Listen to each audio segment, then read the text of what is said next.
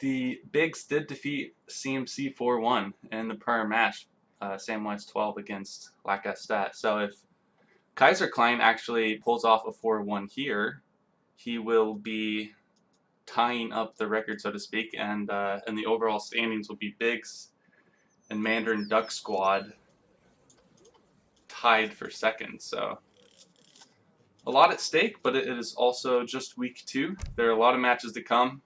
We do have 6 weeks before the playoffs in the CPL, but the map is High Plains. In the northeast of the map, we have Kaiserklein spawning in the color blue, playing as the Spanish civilization, and in the southwest we have Lucas _ L99 in the color green, playing Ottomans.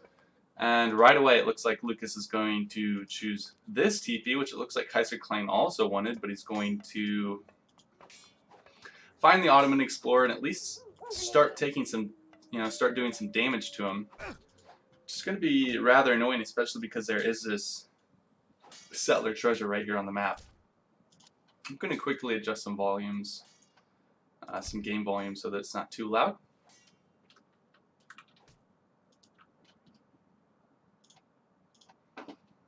And yeah, the War Dog is coming in now to do some extra damage. So this is kind of like standard Kaiserklein H1, where he just finds your Explorer, does a lot of damage, and then can get some pretty decent treasuring because of that, because he's got this nice 2-to-1 Explorer hit point advantage.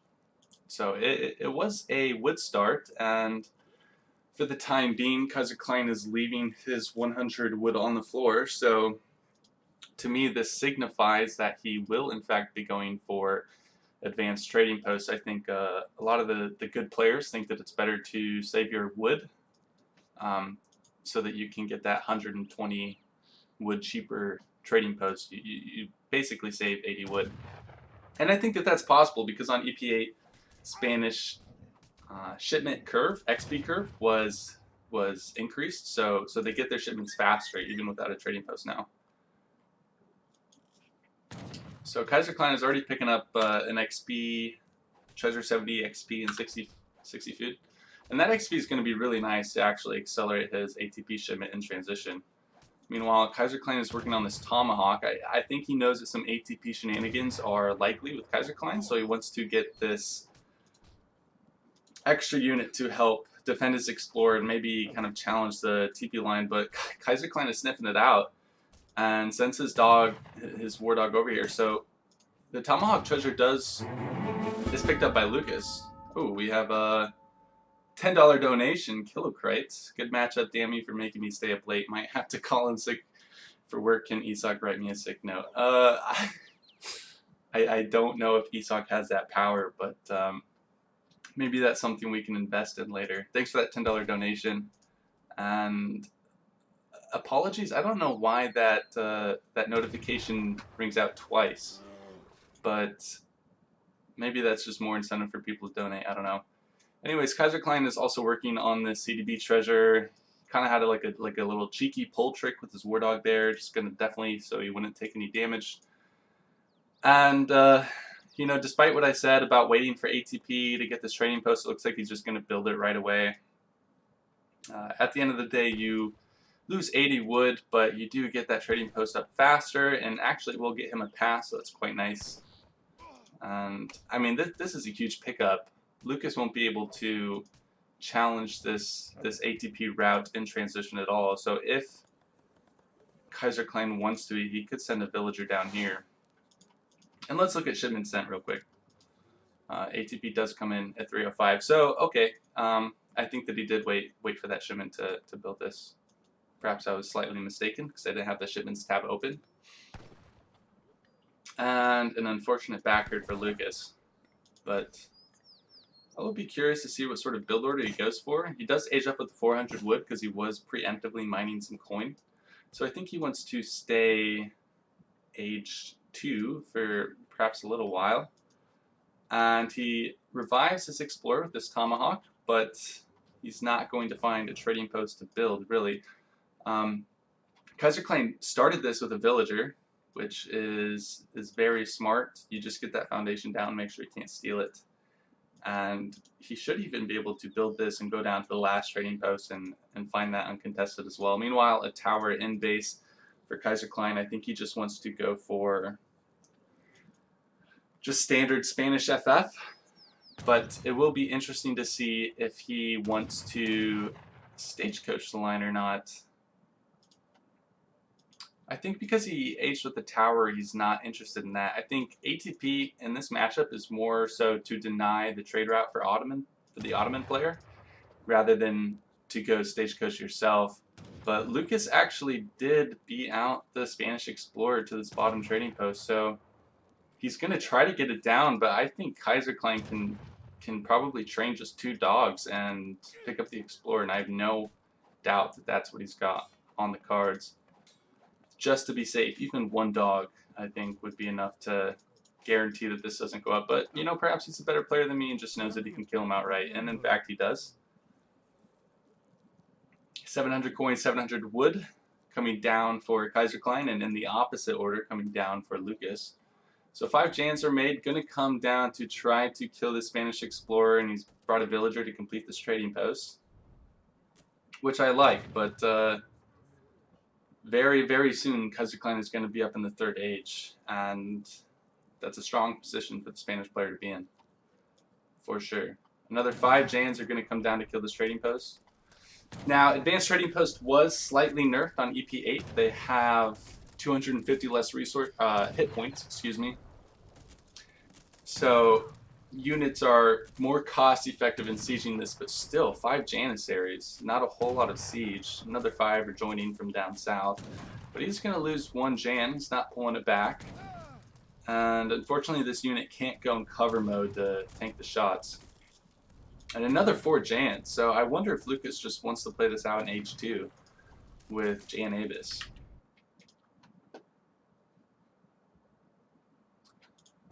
Just checking Discord, making sure my audio levels are fine. And man, my game volume is loud today. So Lucas does pick that up. The current TP advantage is nil, I guess. Both players have 2. But the Ottoman Explorer is res, so he can come up here and place his trading post if he wants. And Stagecoach is research now, and I can only assume that that was by Lucas. Wouldn't really make sense for Kaiserklein to do it. But this does leave Kaiserklein in a pretty good situation now to snowball his Age 3 units, get 2 Falconets out, and take control of this route himself and get that Stagecoach economic advantage. And he's doing a really nice job being pesky bugger with Panfilo Dane CISO. This Explorer does outrange Janissaries by 4, and even training 4 Musketeers. These are really nice trades for him. But, oof, should have maybe gone back there. Going to lose basically a Musketeer. And he ages with the 4 Hussars. This is pretty meta, pretty standard. But, I mean, looking at Lucas's macro, he's actually just going to go Age 3. Doesn't want to Stage 2, just training enough Janissaries to contest this line and get Stagecoach. But as I said, it's going to leave Kaiserklein, I think, a window to get an advantage on this trading route. He's already building the 2nd TP, and I don't think that the Ottoman player will be able to contest Kaiserklein's attack on this middle trading post. If we just look at recalculated economic pop, this is kind of what you would expect. Ottoman train those villagers for free, but they are definitely slower, and Kaiserklein has included that 5 villager shipment in his build order, so pretty nice for him. Training some Lancers and Skirmishers now, so you know, I just don't really see how Lucas can contest this army until he's up, gets veteran Janissaries and 2 Falconets of his own. Kaiserklein is just continuing to use his Explorer very effectively. It's got good line of sight, so he can scout what's coming on. It can outrange the Janissaries, and if you're on top of the control, you won't lose him either. Because this Explorer is very important because he can train 5 War Dogs, which can swing a fight sometimes. And Kaiserklein smells bloodier. He's gonna maybe try to go in, but thinks the better of it and just heads back. Just mostly pushes these Janissaries away from the defense of this forward barracks and trading post. and another Lancer shipment coming out for Kaiserklein. So this is pretty strong. Janissaries are not the best anti-cav unit. They're very strong, 250 hit points, 24 range attack, but their hand attack kind of lacks 18 times 2 versus cavalry. And of course, these Lancers bonus against all types of infantry, not just light infantry. So it's going to be tough, I think, for Lucas to come back. I think Spain does pretty well in this matchup in general, and Kaiserklein, of course, is the player to play it very well, and even picks off that trading post right before Lucas could get the pass, I think, which is very strong. I'm trying to see what resource his TPs are on, but these are Kaiserklein's TPs, so never mind that. And these 4 musketeers that he trained in transition are actually going to be super beneficial just to provide some siege and kind of be a nuisance for Lucas if he really wants to split off 3 or 4 veteran Janissaries down here. I don't know if he can necessarily afford that. And 2 Falconets come out for the Ottoman player. Interestingly enough, Kaiserklein chose to go for 8 Rodoleros instead of 2 Falconets of his own. So with good control, I think that this fight should go in Lucas's favor, but there are a lot of Lancers here. Skirmishers are nicely picking off the Janissaries when they can in range, and I think Lucas is kind of maybe afraid to take this fight. He's unpacking his cannons, trying to get some volleys on these skirmishers, takes off 1, and that's going to be enough to deter Kaiserklein and send him packing for the time being. Meanwhile, yeah, these 4 musketeers are just doing work on this one trading post. That's a really nice benefit for only 400 resources that you have there. Let's look at units in the queue. Skirmishers for Kaiserklein and just more Janissaries for Lucas. Of course, the Ottoman civilization can send synergizing cars with the Janissaries, like 5 Spahis for 1,000 food or 4 Mamelukes for 1,000 coin, but it takes a lot of resources for them to get that out with this sort of lackluster Ottoman economy. And with the TP advantage now 3 for 1 in favor of Kaiserklein, it's going to be hard for him to do. And I can only imagine that the next card for Kaiser is going to be 2 Falconets, but I think another alternative might be, I don't know, Cav Combat, and he just goes for this really heavy sort of Lancer skirmisher style, but it is going to be 2 Falconets. However, it's not going to be enough to defend this trading post up right now, and Spahis do come out. Spahis are an interesting unit. I think that they don't fare, apologies, too well versus goons, but versus the Spanish civilization, which doesn't really make a lot of goons, they like to make Rodoleros and ship Rodoleros. I think that they can be very strong versus this infantry and cavalry centered composition for Kaiserklein. And we are going to have a 2 Falconet battle. This is always super tough. Lucas is trying to get some line of sight with his Janissaries. He's going to push his Falconets forward, should get a volley, and does pick off 1 Falconet. So this is huge. Both Falconets go down for Kaiserklein, and both are up for Lucas. These Janissaries are super tanky. The Spahis are coming into play now, and these Falconets, he can afford to lose them as long as they do enough DPS to these Rodoleros and Skirmishers.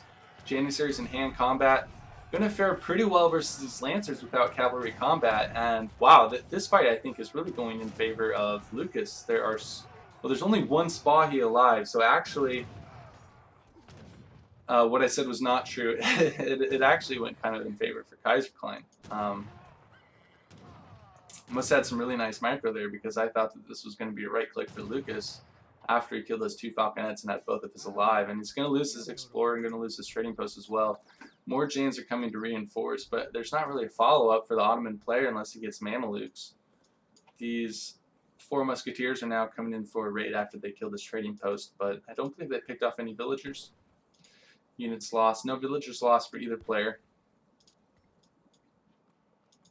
And it feels like now that Kaiserklein has sort of survived the 2 Falconet, 6 Spahi, or 5 Spahi Janissary time, that he's really in a fine position.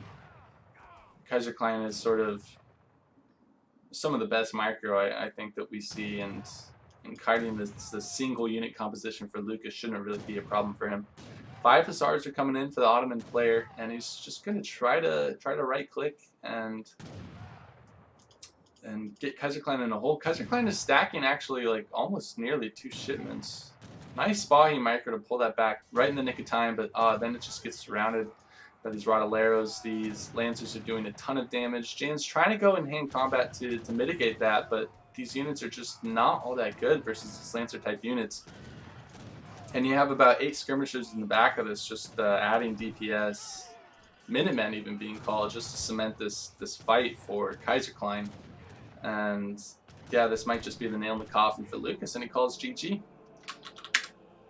So relatively quick game 1 in this matchup between Kaiserklein and Lucas. Kaiserklein playing for the CMC civilization and Lucas for Nila Ninjas.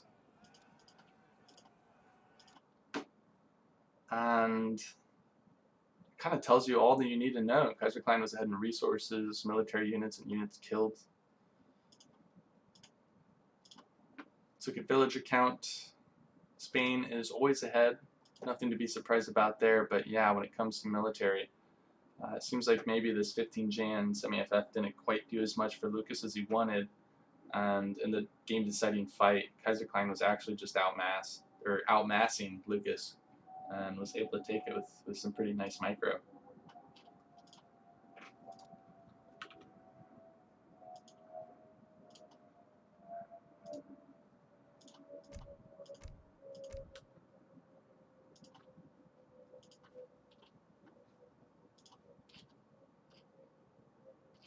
We did do a lag test between both players and myself before this series, so I hope that the experience for the competitors is as competitive as it can be.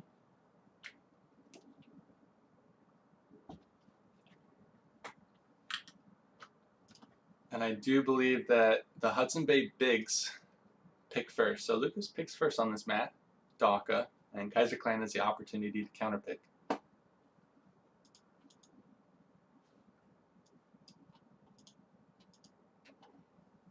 Yeah, Lucas saying he took the wrong TP.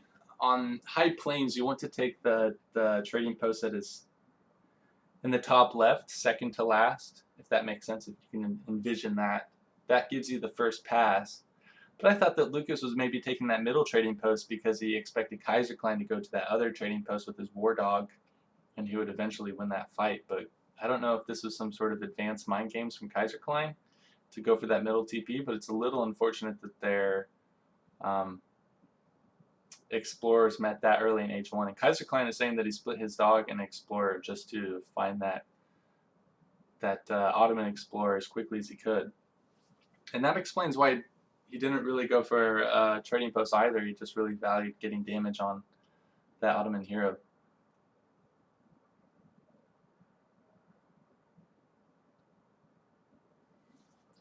So both players kind of talking about their mindsets in that game.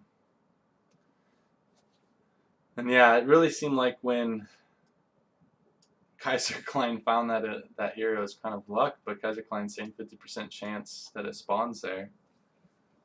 So Kaiserklein is really demonstrating his knowledge even before the game begins. He has an idea where the key treasures are for the matchup will spawn, and sort of hedges his bets and tries to take advantage of that knowledge. There's a super dominating H1 for Kaiser, so it seemed to really work out for his favor. Looks like Lucas is going to lock in Aztec on Dhaka. We have seen this match, well, we've seen Aztec played here before. Off the top of my head, shoot, who was it? Give You Anxiety versus someone. At any rate, Aztec lost on this map. But Lucas is a very good Aztec player, so we'll see what he has in store for us. I think Aztec has a variety of options. They can rush, they can go Stagecoach Boom, Water, FI, you know. It's going to be really interesting to see what Kaiser chooses to counter this. But I'm going to take a quick peek at the Twitch chat. Pretty much talking about the game, so that's nice. I guess that's what the Twitch chat's for. Nothing is too off topic yet, but never know with ESOC patrons.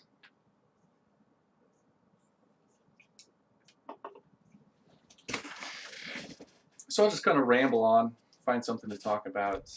We do have that global pandemic happening right now, which is kind of rough.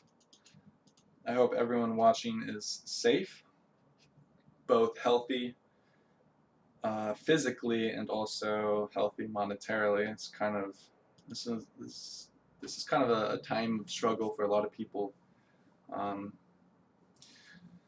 regarding job security and whatnot. So I hope everyone out there is doing the best that you can be, staying strong, and hopefully that this Age of Empires 3 content is something to look forward to every day.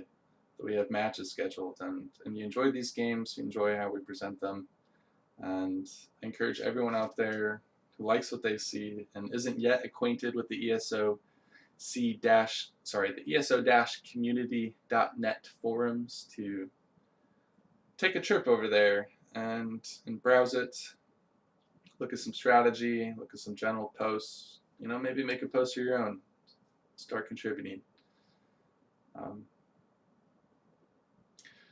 Times are kind of weird right now. I know, like, personally, I haven't really been out to eat in a long time. I've just been cooking my food at home, but I'm not a very good cook. So I found myself looking at pictures of very good food far more often than I ever have before, because I just miss it.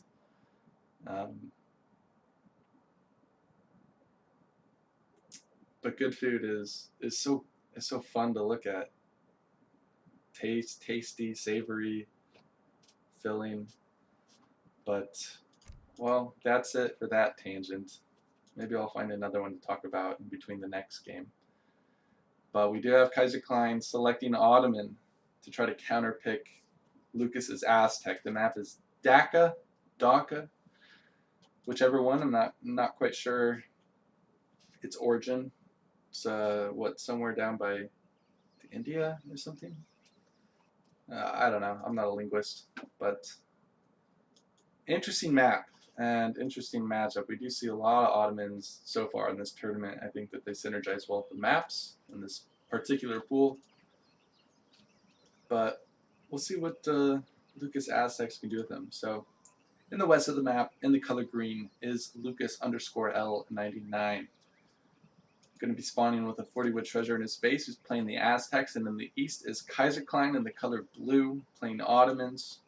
Going to immediately go for a trading post, and it looks like he's clicking over to this kind of safer one. Not necessarily mid-map, but I think that will give him the first pass. So again, Kaiserklein is sort of demonstrating his map knowledge. Meanwhile, Lucas is going to come up to this sort of islandish thing, this split piece.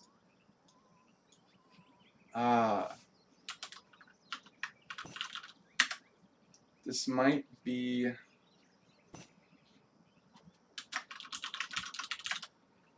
interesting. Normally you spawn with 3 to 4 elephants, but it looks like for both players, those elephants got maybe deleted by the water. I don't think I've seen this particular spawn of only 1 elephant, so interesting. Meanwhile, the other hunts, let's just quickly check. Both players have 1, 2, 3 on their side.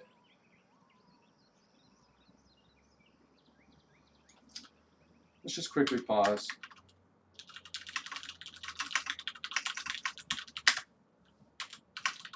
And inform the players of the situation. Alright, so we're going to read this map. This was kind of a weird spawn, but as you can see, Kaiserklein has 1, 2, 3, 4 hunts pretty clearly on the minimap, and Lucas only has 3, in addition to their starting hunts, and also the elephants spawn a little weird. So we're just going to read this Both players agreed. Well, Lucas was the one given the choice, so I'm going to make a mental note to check the resources right away in a match because that was an imbalance. And I got a little too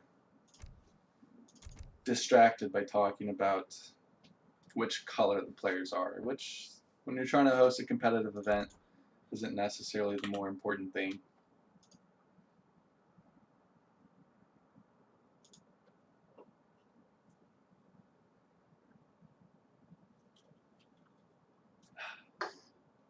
I really wish I could play my the Court of the Crimson King album while I cast, because it's so good, and there's a lot of silence in the background, but it's okay. So just looking at the mini map, 1, 2, 3, 4, 1, 2, 3, 4.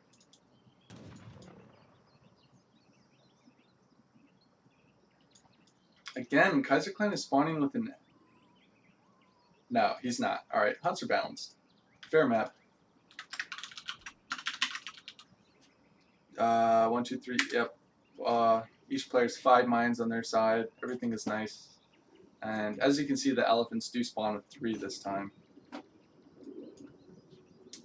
So, just basically a repeat of the last game. Kaiserklein is going for that same trading post. Lucas is just up in the north here trying to collect the yaks.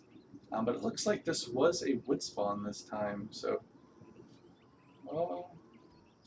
so Lucas has left his 100 wood on the floor here. Well, 60. He gathered 40 of it.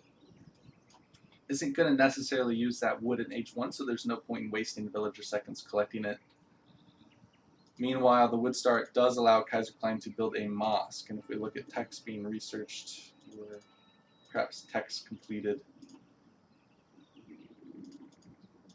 I thought that he would research the first mosque upgrade, which increases villager train time for the Ottoman civilization, but he has not yet. It's going to be picking up 40 coin. But looks like all of the yaks went in favor of the Aztec player, which you would expect when, well, pardon that, Kaiserklein does pick up 1, and he's actually kind of chasing these 2 down, but I don't think he's going to catch them. That would be a huge investment for his explorer. He doesn't really know that they're there, so 3 yaks to 1 split for the players, or 4 yaks to 1. There are 5 total. And I'm curious to see what either player will do. If we quickly look at decks, Lucas does have a bit of a water deck. He's got Schooners, Water Dance, 3 Privateers for 500 coin, which is a very nice shipment in 1v1, as well as the sort of late game Mace Holton and Eagle Knight Runner mercenary cards, which increases both unit stats respectively, and 20 infinite Mace Holtons and 3 canoes in H4. So I think that we could see some water play coming out of Lucas. And Kaiserklein, not so much a water boom deck, but he does have some cards necessary to contest water. He's got 2 galleys in H2, 3 galleys in H3, and a frigate as well. Also the Silk Road card, which is kind of an interesting card, something you don't see him play all too often. But it just increases the amount of resources in crates. And he's going to send it. I know he's going to send it because he's left these 3 crates uneaten, I guess you could say. And it's very important that you don't consume them all, but you can consume as much as possible without them deleting. So he took everything but 20 resources from these 2 wood crates and the food crate, and as a result, those 20 resources became 45. So 25 times, you know, he gained 75 resources off of that H1 shipment. It's not a lot, but he's going to get a lot more when he ships his resource cards in H2. So it's a greedy play for Ottoman because he ships it after 3 bill. And I think that he knows that Lucas is going to be sort of going greedy. And Lucas is picking up this trading post himself because he knows that the Ottoman player is likely going to try to stagecoach.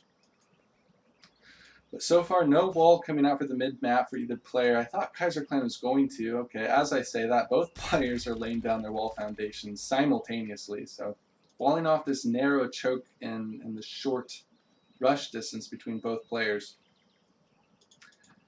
And, you know, I don't really know who's favored in this matchup, sort of longer game. I think both are playing eco style, but Water, or Lucas, I think has the Water advantage. But Kaiserklein, I think Eco Ottoman we've seen to be very effective so far in the tournament. And if he can establish some trading posts up here, there's a huge amount of food available in the form of these berry bushes. And normally berry bushes are pretty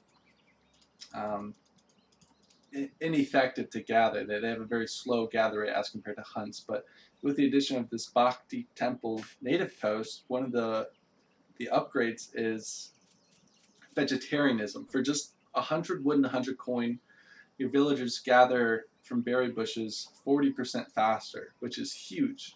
And that's the only Bhakti Temple trading post on this map. So whoever gets this first actually might be in a pretty significant advantage. And Lucas aging up with that now buff 2 War Hut Age-Up Politician.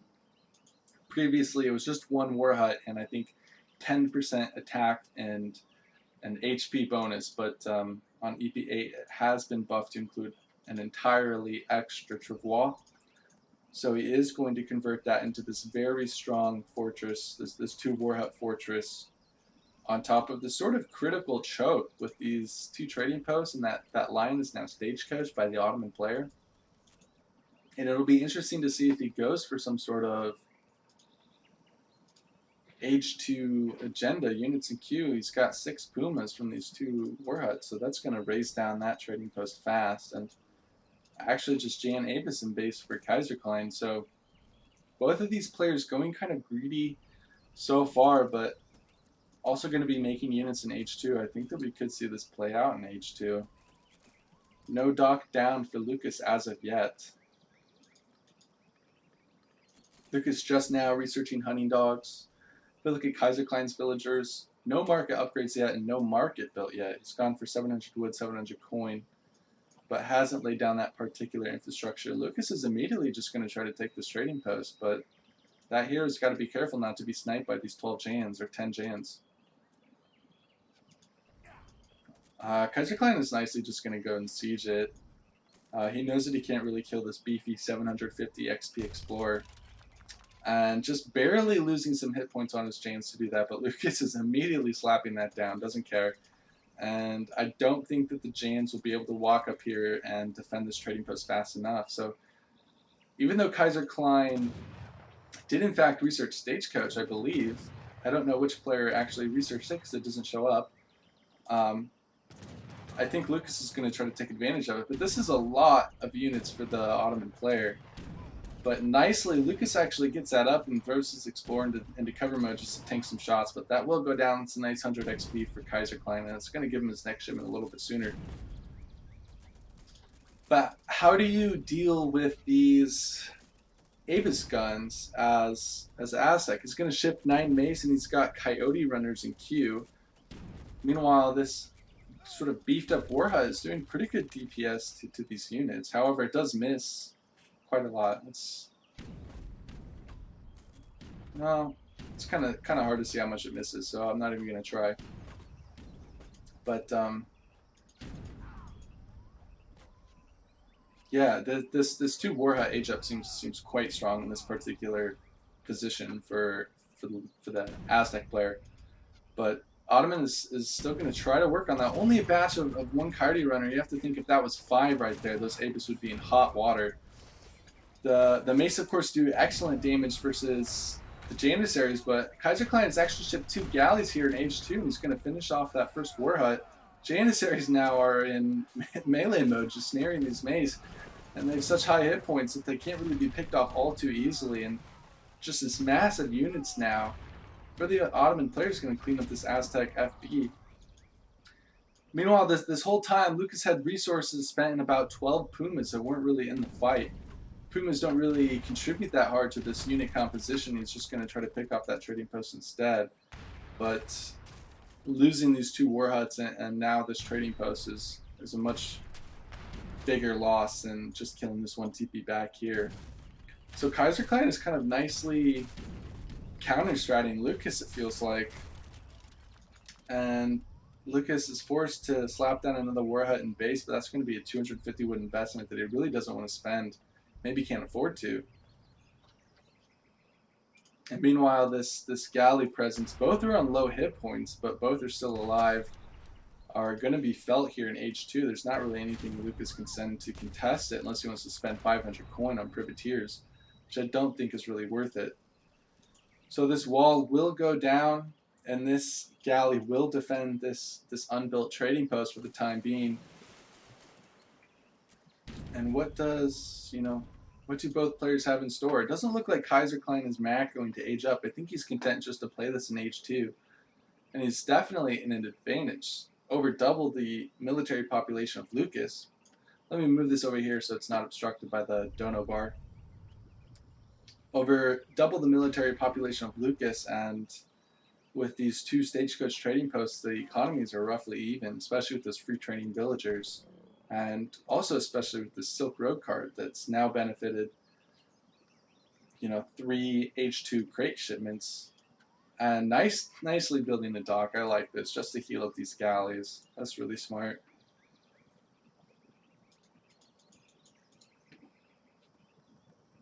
And 5 bills are only being shipped at 8 minutes 30 for Lucas, so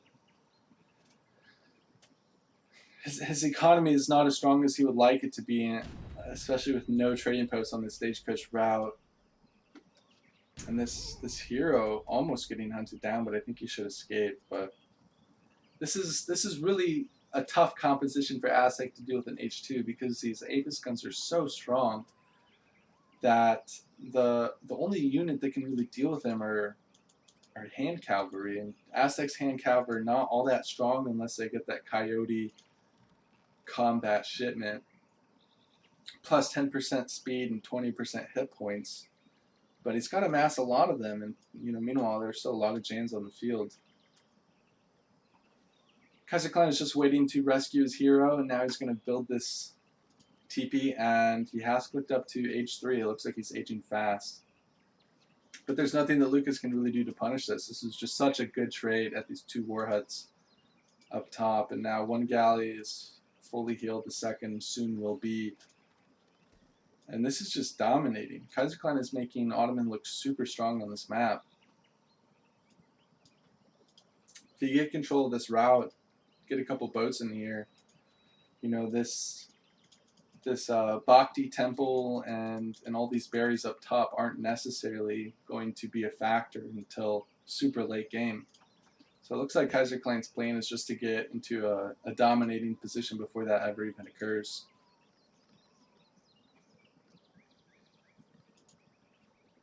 So Lucas spots that Kaiserklein is up to H3, and it looks like he's going to try a desperate push, but he's going to find himself really outgunned here, especially with this galley, just providing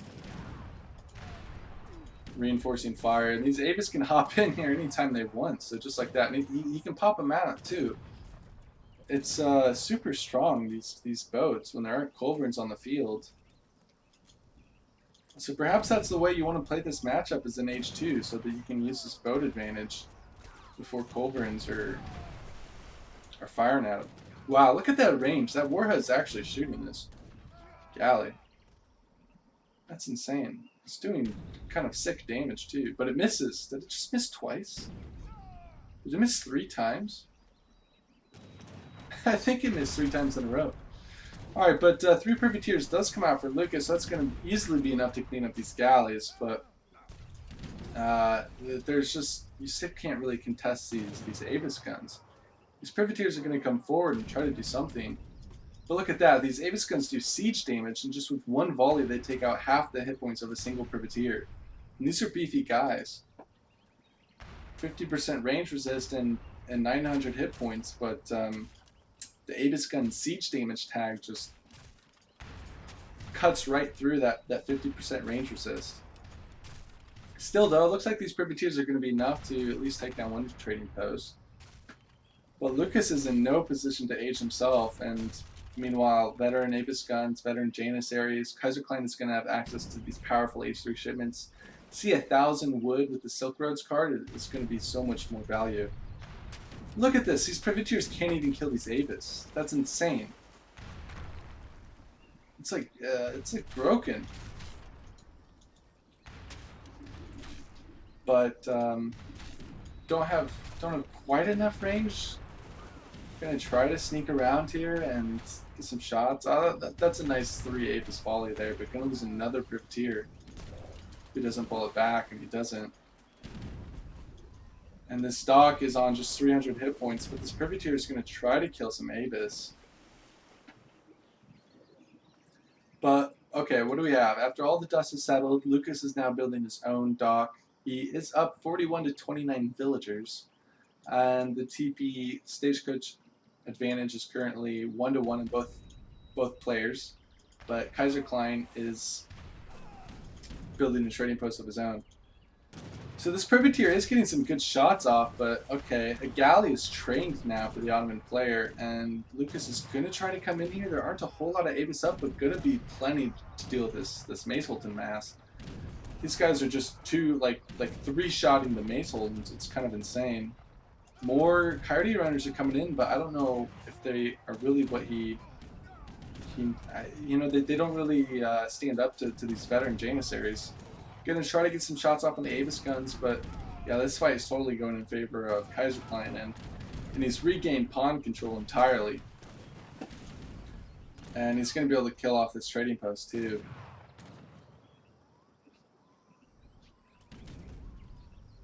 So that's rough. It's like all these resources that Lucas is investing, Kaiserklein is nullifying that advantage rather quickly.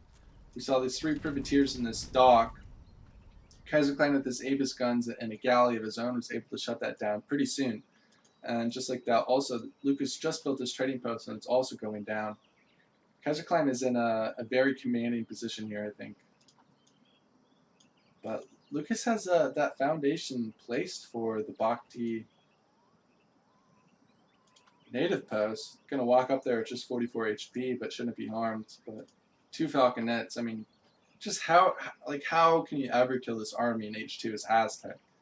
It just doesn't seem possible.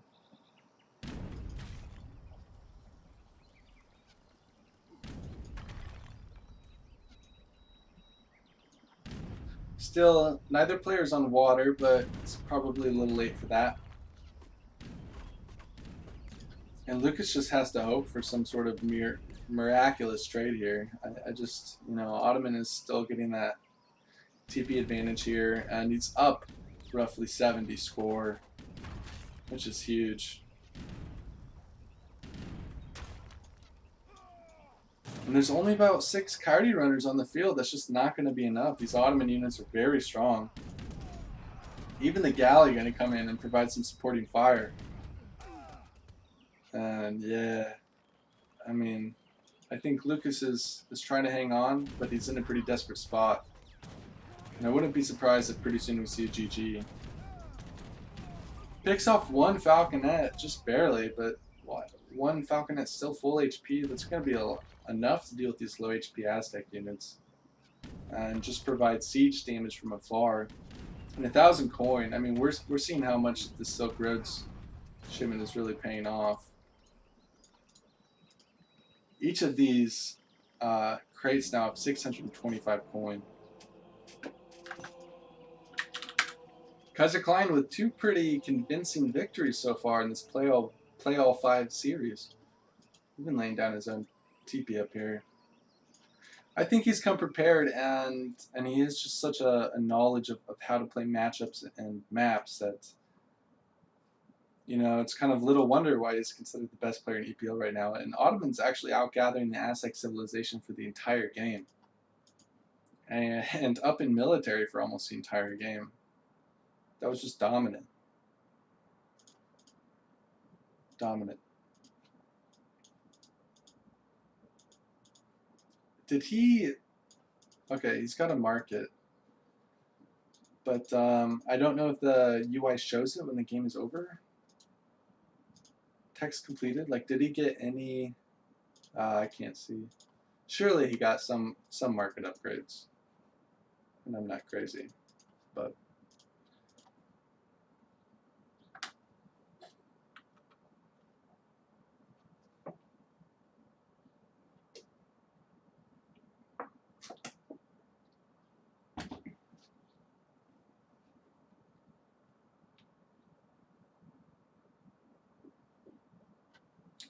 I suppose Aztec just lose that matchup hard in H2. So even with the 2 Boreali age up, after you invest resources into 12 Puma Spearmen, you're just going to get right clicked by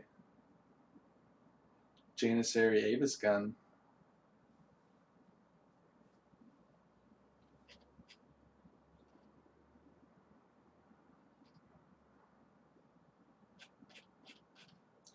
Alright, let's join this next game. The map is Kamchatka, summer version. And Kaiserklein picks first here. Kaiserklein is repping the now infamous, I guess, XYZH Tortoise clan. Tortoise. He is of the rank officer. Climbing the ranks there, Kaiserklein. Very impressive. So the matchup will be French versus China. Lucas is sort of going back to his main squeeze. I think he's quite known for China play, among a few other civilizations. And it's quite a good civilization, and one that maybe Kaiserklein doesn't necessarily like playing against. If you've ever been in Kaiser's stream, just type China in the chat and see what pops up, and you will know his thoughts on that particular civilization. But perhaps that pertains more to ladder gameplay. This is a tournament match. Kaiserklein currently in the lead 2-0. He is playing the French civilization in the color blue in the northwest, and in the southeast is Lucas_L99 in the color green playing China. It is a wood start. I think going to be happy for both civs, and both right away are sending their auxiliary scouts to the middle of the map to try to pick up some goats, and oof. Kaiserklein got both of those initially, but the disciple of Lucas stole one, so we do have a 1-1 split. But which one of these is faster? Both? Okay, sorry. The disciple is 5 speed and the scout is 5.5, so it's going to be kind of a race to get over here. But Kaiserklein did pick up his macaque monkey treasure in base, and Lucas did not. So that's going to provide him additional goat collection capacity stuff. And just now Lucas picked his up. So the scout advantage is in favor of Kaiserklein, and actually,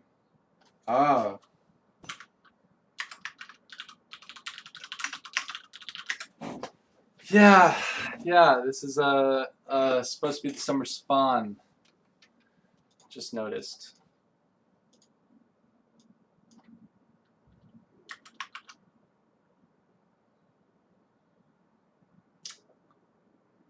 All right, both are fine. I'm gonna leave it up to player discretion. I knew it was supposed to be summer spawn, and in the mini map it shows the summer mini map, the summer version mini map in the pregame lobby. So I was just like, yeah, summer selected, it's all cool. But I didn't actually read the text that said that the summer version was selected. So we do have the winter spawn, but it looks like both players are fine with this. There are differences, I'm not going to lie, about walling the chokes, but with both players agreeing to this matchup, I'm just going to default to them. We got a couple PR40s here, so I'm not going to be too picky about it. Perhaps I'll get fired as cash dirt.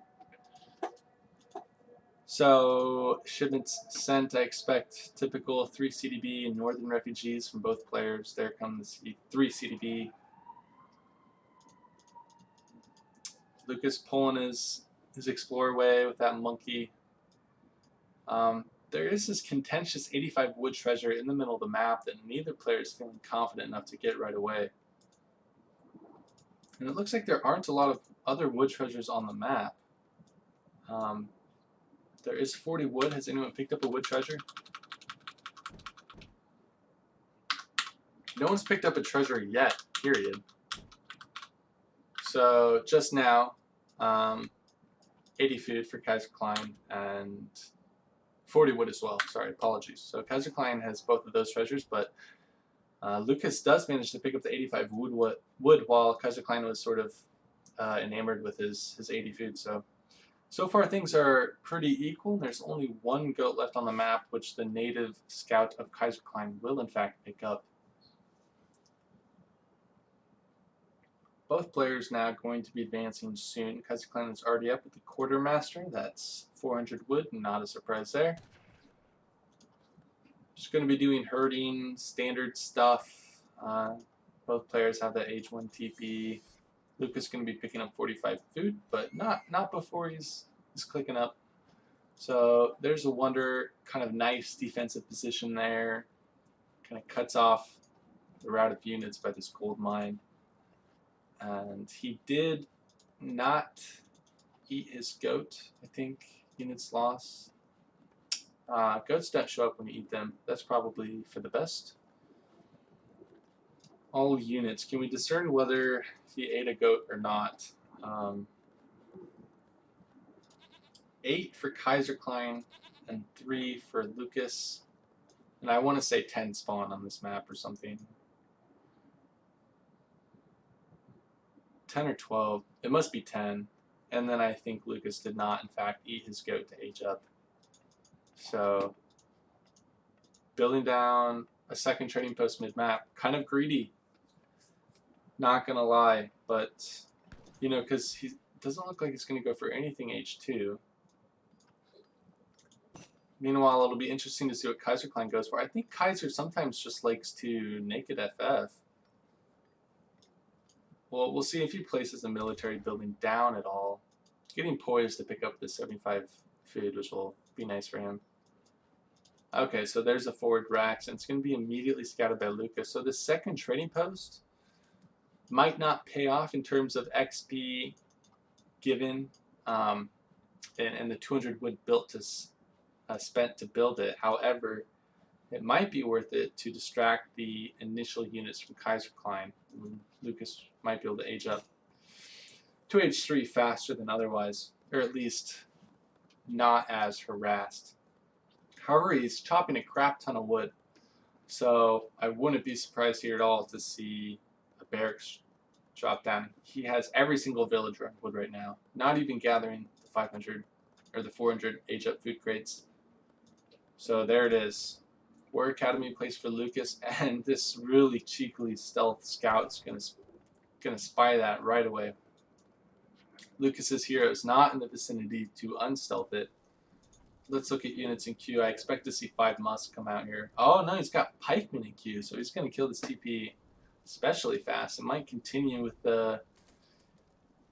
crossbow pike, and indeed he's got crossbows in queue. Meanwhile, just the old Han army for Lucas, going to get those 3 chokenews and 3 pikemen. So, interesting build order from Lucas. I mean, you don't typically see China semi-FF like this, but Kaiserklein does like to go for very strong colonial timings with sort of kind of trash tier units like this, but he really makes it work because he just right-clicks while you're right-clicking the Wonder to age up. So perhaps this is Lucas's version to counter-strat, Kaiserklein's counter-strat. And that native scout was unstealth, but Kaiserklein is on top of that and immediately right-clicks it away so it doesn't die. It's very strong for him. And 8 chokenews coming down for Lucas, so consulate, village, just laying down tons of infrastructure. Meanwhile, 600 wood for Kaiserklein after 4 CDB, but there's only 1 Rax built, but there is a stable back home because 3 Hussars do come out for Kaiserklein. And Lucas has to be super careful. There aren't a lot of pikes, although more reinforcing, so actually the military mass is definitely in favor of Lucas right now. Kaiserklein's got to back up, yeah, and I don't know if he can defend this barracks, to be honest. I would even expect to see 9 pike, but we see 7 steppe riders coming out for Lucas, which is just as strong as the shipment, especially here, to get on top of these crossbowmen. And I don't think Kaiserklein can save this. A batch of 5 crossbows come out, but he's outranged by these chokenews. I don't know why Lucas isn't right clicking this, to be honest. Maybe because 5 more are coming out, and if I probably would have right clicked that and lost the game. So perhaps signifying why he's a better player than me. But oh yeah, nice. This is the Chu Steppe banner armor being trained. Unfortunately, these 2 Steppe on their own aren't doing a whole lot, but the Chokenews did get off good shots in the crossbows and managed to pick off 3 of them. So right now the military advantage is in favor of Lucas, but the composition might be in favor of Kaiserklein, just because these Steppe riders are rather weak in general. But 5 Musketeers coming out to diversify Kaiserklein's composition. It looks like it's really going to maybe come down to a fight for this barracks. 9 pikemen are coming out, but you know, in tandem, so is 8 crossbows. So how are these players going to micro? It looks like Lucas just wants to get that down, but he's just got to be careful not to sacrifice his units to get that barracks so that he loses the larger fight. So a lot of tricky micro going down for both players. These pikemen are getting off good shots on the SARs, but are also being picked off by all of Kaiserklein's crossbows. Only a couple Steppe alive to do damage on the crossbows. It's not going to be enough, and still like 6 SARs alive for Kaiserklein, and those are just going to right click down these Chokenu. But in an appropriate response, we have the anti-cavalry banner army being trained. I don't know the name of it. I don't know the names of banner armies, but Keshiks and Quain Pike, that's just what Lucas needed to not lose the game right there. And picking off that barracks, going to be a nice pickup for him, but Kaiserklein did get that trading post for it, so all things considered, I would say roughly equal. I would like to see maybe Lucas try to age up after this, or okay, so there comes the 700 coin. He does have this consulate, but not the 400 export needed for batch of redcoats quite yet. However, this 5% unit HP boost is going to be nice for him. Kaiserklein picked off 1 villager at the cost of 2 SRs. And looks like both players' priority is just to age up at the moment. So, interesting game. We had some, you know, unit shipment contesting of mid-map, but then both players are just going to age up right after it. Kaiserklein splitting his Huss up into a couple different groups, going to try to do some raiding, picking off a Steppe Rider. 2 looks like he thinks is worth that slight XP loss, and even going to maybe lose one. This stealth native scout is giving him so much information right now. It's super valuable. Just a few Keshiks in the back to try to deal with this. Kaiser's just being a pain in the butt. It's going to pick off another villager. I think that's 2 loss so far. Yep, 2 loss for Lucas. So gaining quite an economic edge as he is going to reach H3 just after Lucas clicks up himself. Lucas going up with the porcelain tower. He's only got 4 villagers on it, which here come 4 more to aid. No, psych. They're going to go hunt. I'm pretty sure Mido did the maths on this, and aging with 8 villagers just loses you no resources. You might even gain some resources because of the opportunity cost of this factory wonder, and you're just up, you know, almost twice as fast. But Lucas is just going to go up 4 villagers once those others gathering resources to spend in transition, I suppose, and has spent his export. So batch of redcoats coming out to defend this villager while they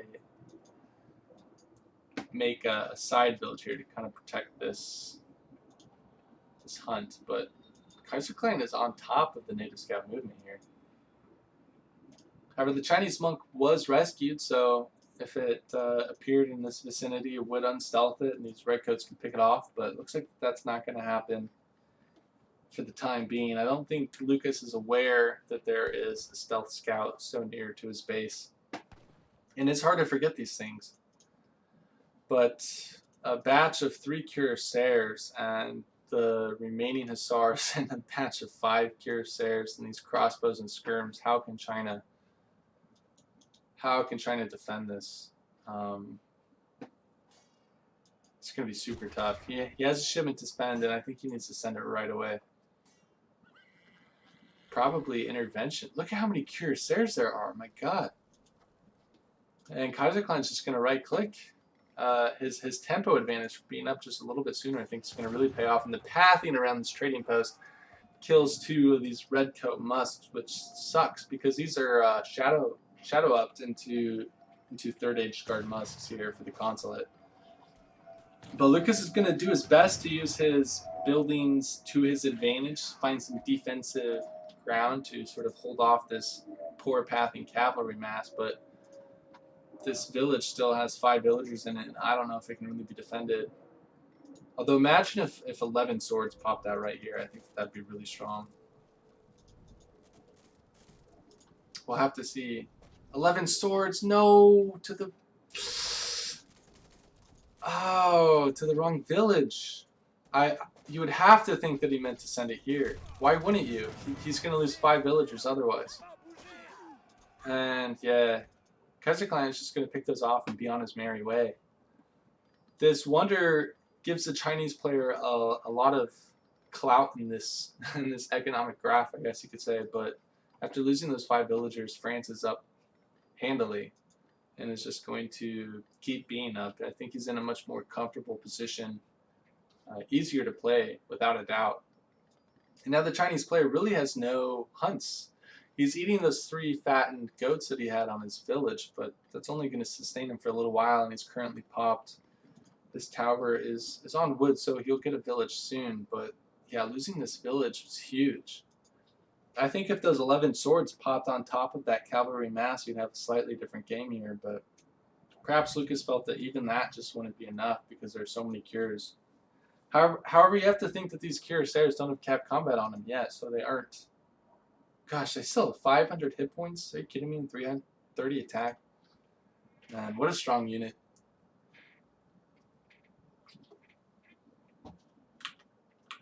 For sure. But Manchus are coming out now. And retaliation for Lucas. Wants to try to deal with this strong cavalry mass, but after that initial push, I don't really know if Kaiserklein has trained any units or any cuirassiers. He's now transitioning into skirm goons, so to speak. And gosh, he's just all over Lucas. He's not letting him breathe. The moment that this village goes up, Kaiserklein is on top of it.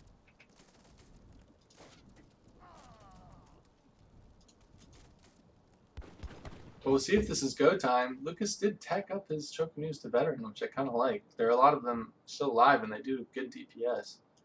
I'm going to save the village for the time being, but I think he really needs like 11 arquebusiers or intervention to pop with this village. And Kaiserklein is just suffocating Lucas, picking off 2 vills with this range advantage. And just always kiting back, always getting the most out of his units. Still trying to pick off this village. And the Chinese player just has so many units that he can't really afford to just be kited like this. He really just needs to commit and go full send, but he just doesn't have the military population to do that. He's going to try. There are a decent amount of meteor hammers here and iron flails, and Kaiserklein skirmishers are sort of pathing around the dragoons and these trees. This could be a decent fight for Lucas. It's hard to say. Another batch of cav is supporting, coming in on the right end. The pikes are doing nice damage on the cavalry along with the Manchus. But yeah, the Zuta stuff principle, a couple of cuirassiers coming in cav combat, I think, right before that fight at 1510. This is just going to go Kaiser's way, honestly. There's no cavalry left for the Chinese player and a ton of skirms. And he's doing this to the Samwise 12 Minutemen, mid-map Minutemen, in the middle of a fight just to secure it, just to add more DPS, more tanks, because these units are going to get overkilled so hard when they decay down to 1 HP. Yeah, Kaiserklein is now 50 to 37 economic population and pretty much the same for military. So gonna be tough. And you know, Lucas doesn't have Imperial bureaucracy either. These CDVs have all the upgrades that they want. Happily mining away mid map, not under any sort of pressure to gather resources. I'm gonna revive the hero. I think he wants to lay down a trading post. He's got 600 wood banked. Lucas also has 600 wood banked, but and I don't know what he's gonna spend it on. His hero's dead. He can build town centers with his villagers, but it just seems like he's in such an insurmountable disadvantage. And there we have it. Kaiserklein gonna lay down a trading or a town center, excuse me, over here on the west part of the map. Gonna secure this gold mine. Gonna protect these hunts. Meanwhile, he's got a lot of infrastructure here mid map to just sort of solidify this positioning as well. And 2 Falcons. But what else could you want from this composition?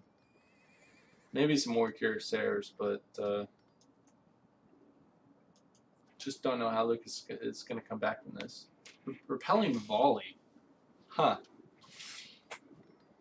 Coming in for Lucas. So his light infantry now get +1 multiplier against light infantry and heavy infantry. Sorry, light cavalry and heavy infantry. But is it going to be enough? These falconets are going to pick off this Chocanoos super easily. Lucas hasn't even shipped the 10 arquebusiers yet. And iron troops just not what you need against falconets. Okay, he's got 5 meteor hammers, but Lucas does not like the 4 iron flail shipment. But I think he's going to try to think about pushing out here. But military pops are relatively even, but I think we're going to see Kaiserklein reinforce a lot better, and these Manchus are somewhat overinflating that. And 5 Dragoons come out for Kaiserklein. Yeah, he's just got a really beefy Skirmgoon army now. He's actually stopped Cuirassier production. And a lot of cavalry for the Chinese player, but those are going to get picked off super fast by these Cav Combat Dragoons. And Lucas has not yet shipped double-faced armor, which is a really strong card. I mean, look at this. Hit points for meteor hammers and iron flails by 15%, and then it changes their armor, which is their range resistance. Or it's not necessarily their range resistance. It's some sort of thing that affects range resistance, and it gives these guys 11% more range resistance, so they get 41%. But Kaiserklein has had enough of massing, just wants to continue to put more pressure on his opponent. All that Chinese cap is going to try to come in here now, but the skirms are maybe getting a little bit forward. Falconets are nicely protected by the Dragoons, but still, the range on this Chinese cav, they're going to get picked off both relatively easily. And these Kurs are on top of the swords. This is somewhat good positioning for Lucas, but he's just not going to be enough. And yeah, Kaiserklein is just going to Skirmgoon his way out of this for sure. He's just totally up in economy. So the remass is going to be huge for him and very little for Lucas.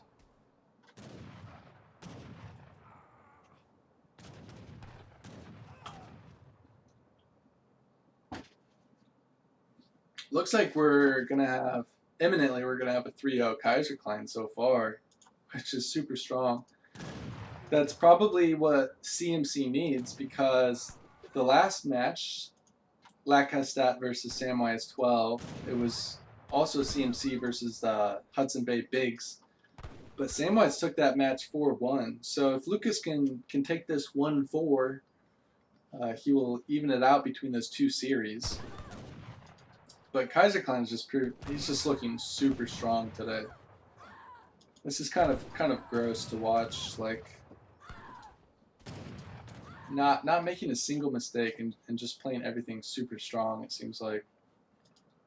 Even just laying down an outpost, because why not? Just continuing to choke Lucas out. We have a bit of a cav right here, but is it going to be enough? He's got to kill 30 villagers just to even it up. And even then, I don't think he can kill the French army.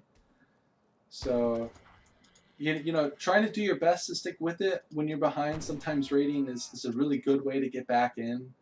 But versus a player like Kaiserklein, I think he's pretty on top of it. And yeah, look at this, just reinforcing dragoons.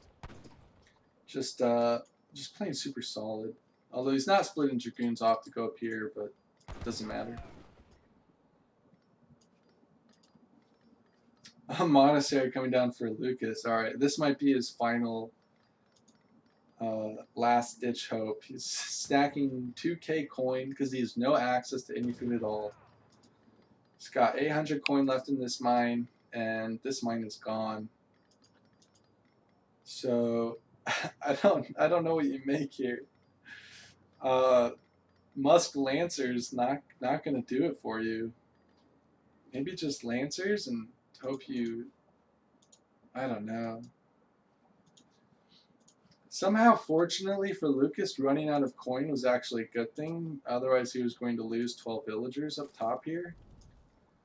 So, I guess it's the silver linings when you're playing, but the silver linings won't win you games. And this one's going to be really tough to win.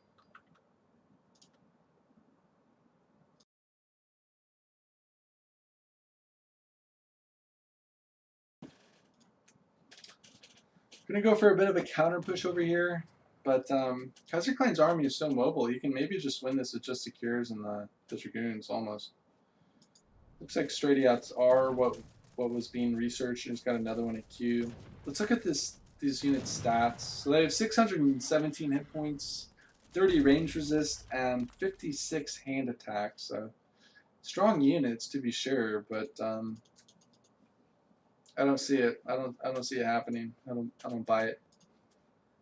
But down over 100 score at this point, and we're only on minute 24.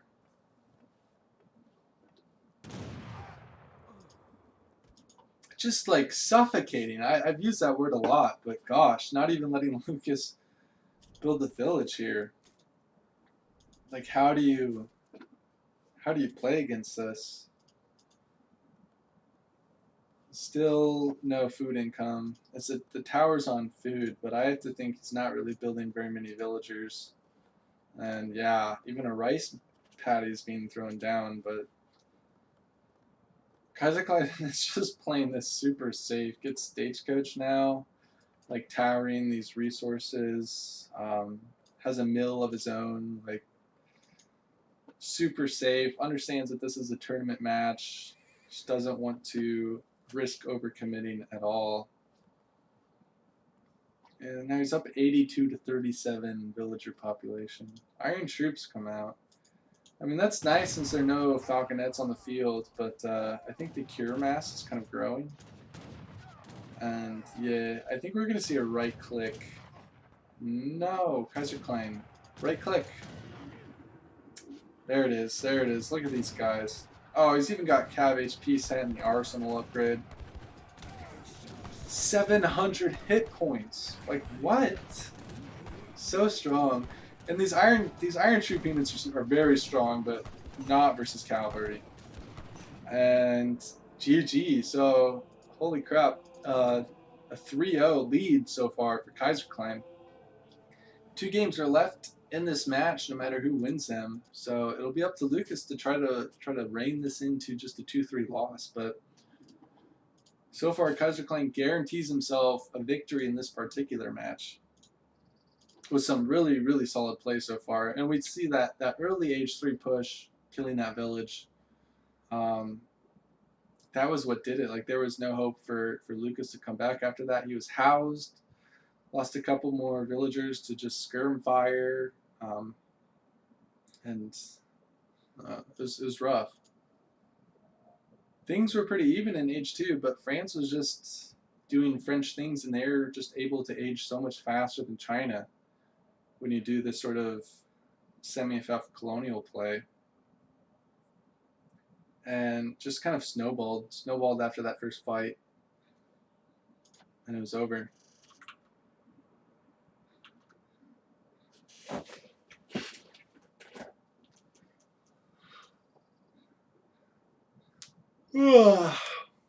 Should have made some coffee, maybe.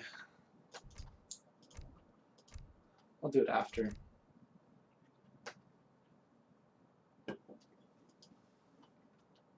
So, since reset, players know this, but I'll just remind them.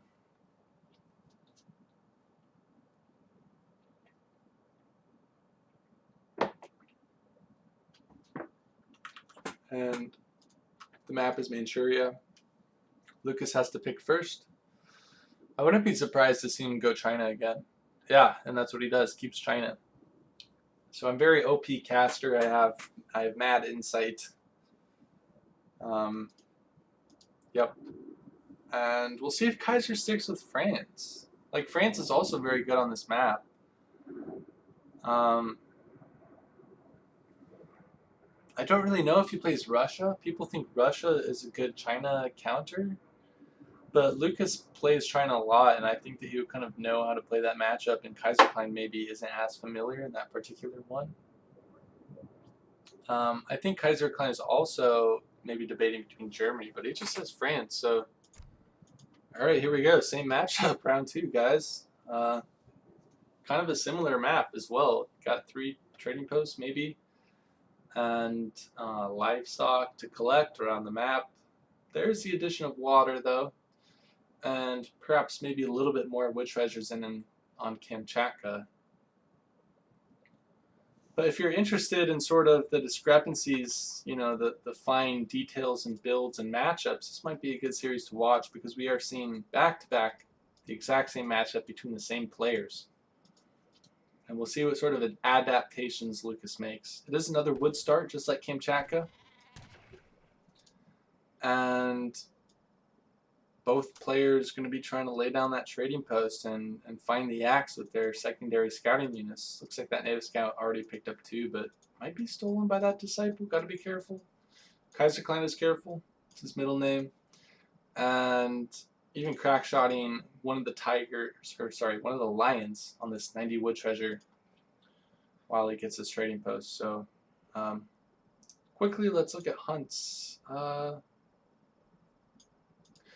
I think Lucas might be missing one, to be honest. 1, 2, 1, 2, 3.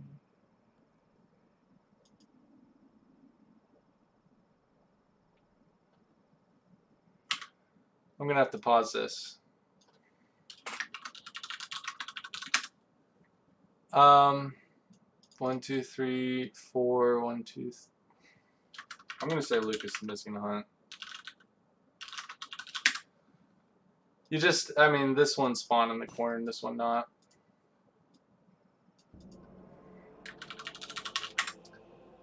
I caught it before a minute, but I think ideally I would like to catch it a lot earlier than that. This is a really good start for Kaiser, and I'm certainly not a biased caster. I'm not affiliated with either of these teams, but you can't just. Lucas was missing a hunt, and he was missing arguably the most important hunt. Right there in that corner, that pocket corner. If one player gets that and the other doesn't, it's totally unfair. So he is totally justified in accepting that rehost. And I'm going to check the hunts right away here.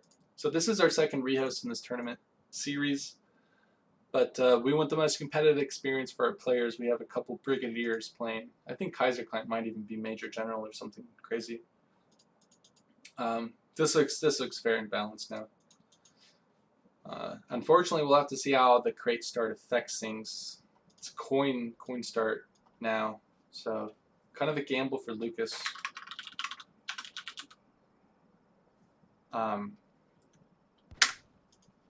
Kind of a gamble for Lucas to maybe take that, because I think China wants a wood start. But he does have much better hunts here.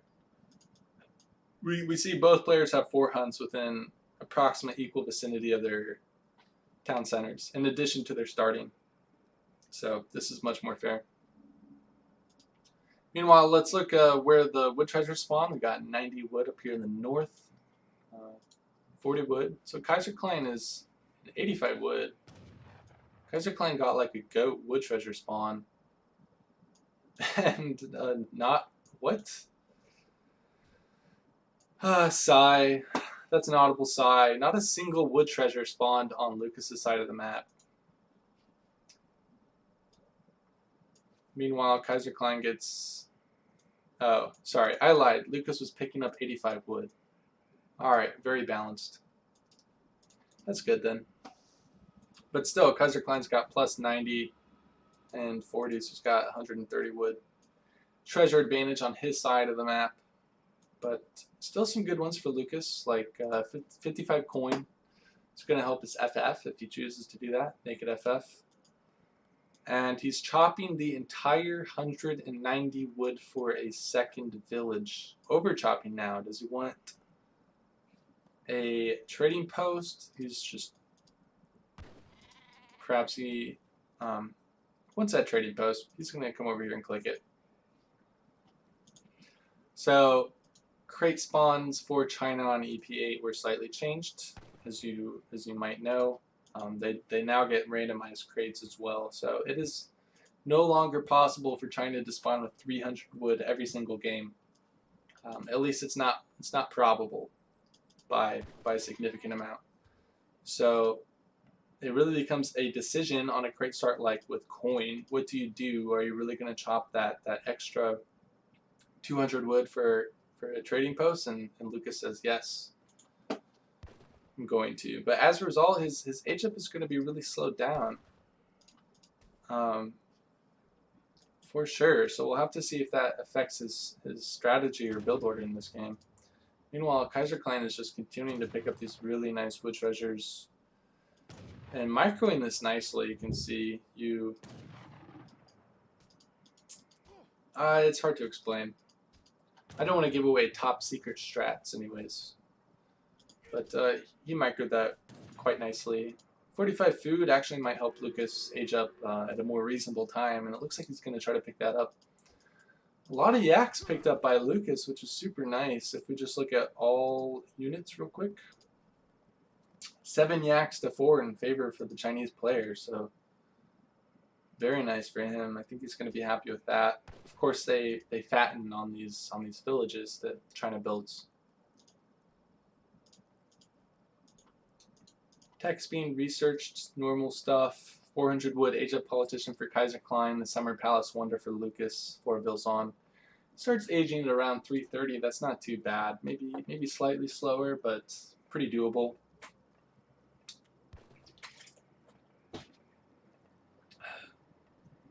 And this time, Kaiserklein is the player to build that extra trading post in the middle of the map and not Lucas.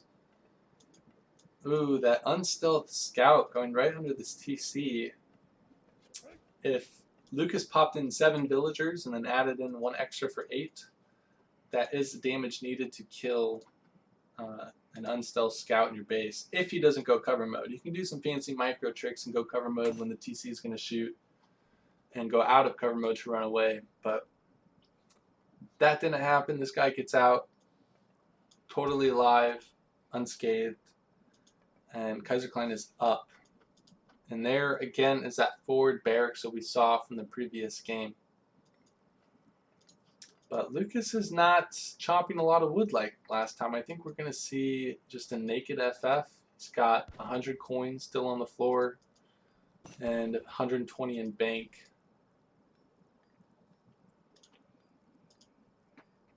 So I would not be surprised to see 700 coin first and just straight FF. Meanwhile, units in queue, nothing yet for Kaiserklein. Although he's got resources for anything he wants to build. Pikeman. There comes the first pikeman. So it looks like Kaiserklein has this matchup figured out, I think. He knows how he wants to play it, at the very least. And I think that we might even see an adaptation. This map is a little bit different than Kamchatka and how the trading post spawns. I think we're going to see 5 pikemen kill this trading post, and the French player is just going to go stagecoach. I absolutely think that's what's going to happen. We have a forward stable being built as well, and musketeers, and I think he's going to go for a must-cuss timing while Lucas is trying to click up. Quote-unquote timing, it's not going to be super strong because Lucas is just about to hit that wonder down, but I think that the French player can stay must-cuss for a while, go stagecoach, and then age up behind after they've done some damage. We'll have to see how he plays it, though. Currently, Popped only gets 4 musketeers out because of that. But the Porcelain Tower, again, and only 4 villagers.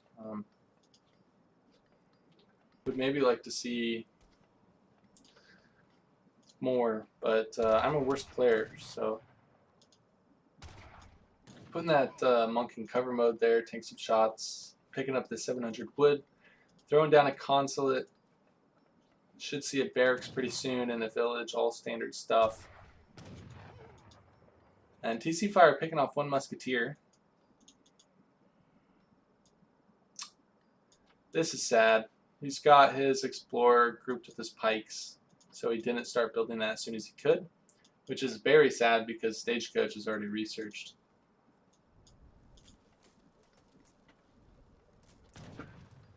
Now, it looks like that this is exactly what Kaiserklein is doing. It's going for like a must-cuss sort of timing. And it's going to be enough to pick off a villager. Even, you know, he's going to get 2. No. Yes. Yeah, he got it. Okay.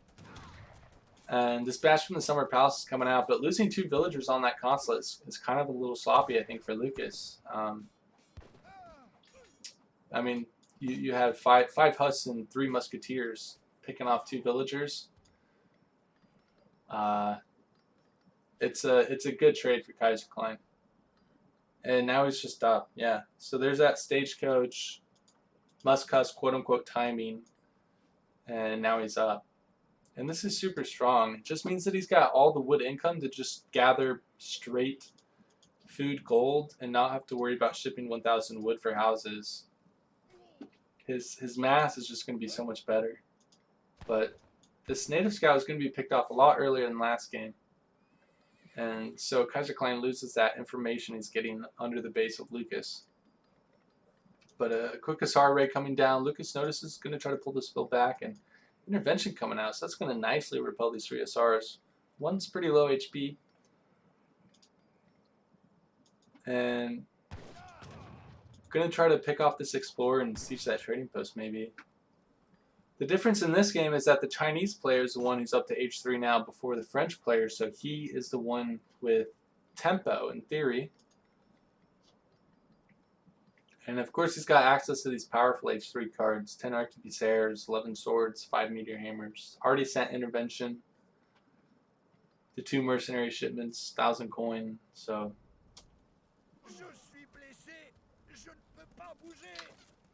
We'll have to see how it all plays out, I guess. And there come the consular redcoats as well. Why do I only see 3 of them? Did he split them up? I think he just split up intervention because he's still floating 275 export. Meanwhile, Kaiserklein is going, looks like Skirmgoon, shipping 8 skirmishers and building a house here. Kind of interesting. I mean, if he loses this position, he's kind of toast, I guess, because that's just a lot of infrastructure to lose. But building houses up here means it's even riskier to lose. So these 4 pikes are just being a real annoyance to Lucas right now, and he's keeping his army here to protect the stagecoach being built. And actually, yeah, he's got a summer patch out. It's going to deal with these units pretty nicely. Now he should be able to tech this onto one of the H3 compositions now that that's spawned. But I'd really like to see him get his army over here to defend this. That one Shogun is going to pick up the 2 low HP pikemen. Thankfully he didn't miss on that shot. It's going to be nice. And Lucas is just using his army to protect this mine over here. But it's interesting to see how both players are sort of manipulating their army positionings to probabilistically, I probably said that wrong, to give them the highest probability of intercepting, their opponent's army or picking off villagers or doing something like that, because you do have this very significant economic advantage represented in these stagecoach trading posts up here in the north of the map.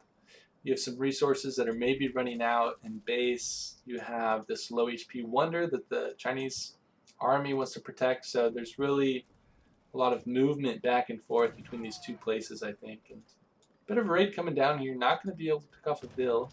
And one iron flail going back to deal with that. Oh, he's actually going to get a villager here. So nice raid by Kaiserklein, but Lucas could maybe start poking here. I don't know. You really can't leave France with this untouched 3 TP stagecoach, I don't think.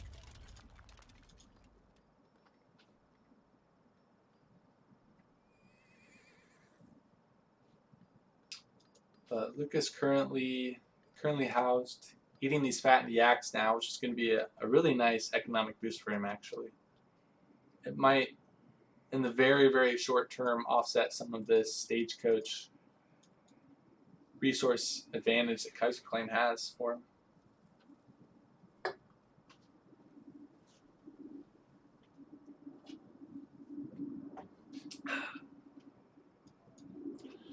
But both players are still content to just sort of sit back, kind of leverage their own advantages. China just gets a lot of units out of nowhere, and France gets a very beefed up late age 3 composition with cuirassiers, cav combat, the arsenal upgrades, and whatnot. So it's really going to kind of come down to, I think, a large deciding fight, just like last game. And Lucas is just going to be here in time, I think, to try to defend this. But Kaiserklein just keeps whittling away at this, and the skirmisher advantage is going to be enough to maybe scare Lucas out. And the threat of losing this wonder might just be enough to have Lucas commit. Like this represents, I don't know, probably like 4 villagers and unit production. But it's going down. So that's a huge pickup for Kaiserklein. And you have to think, half of that hit points was taken off just by like 4 pikemen, while Lucas's army was over here. So Kaiserklein is being very active with this army, with all units as well. And we saw that in actually game 1, where he just has 4 musketeers to siege an entire stagecoach TP, which is also represented of about 4 villagers. So, I mean, Kaiserklein is playing really sharp today, in my opinion. Lucas is not bad, like very, very good player, but Kaiserklein is making him look a little silly sometimes. Like, again, just denying this village, being super active with his army, suffocating the Chinese player. But this might be go time. This might be where we finally see a fight. Lucas is stacking about 1,000 coin, though. Maybe he's not too comfortable with it. But cavalry combat just comes in for Kaiserklein. So, I mean, now these cures just get so much better. But for the meantime, both players just being hesitant. So, look at how like, it's not even greedy, but just how Kaiserklein uses his units. Just picks off 3 swords there for free if he would have just went back instead. Even though that the skirm counts are roughly equal. This is a nice 2 Iron Flail raid though for Lucas. And unlike last game, you know, he hasn't really lost 5 villagers. I guess he's only lost 3. But so the economic populations are roughly equal. However, it's a big loss of this porcelain tower wonder. One of those iron flails being picked off. I have a really tough time calling them iron flails instead of iron fails, because that's the colloquial version. Because they aren't super impressive units. Kaiserklein is hunting this one down though. Not gonna live.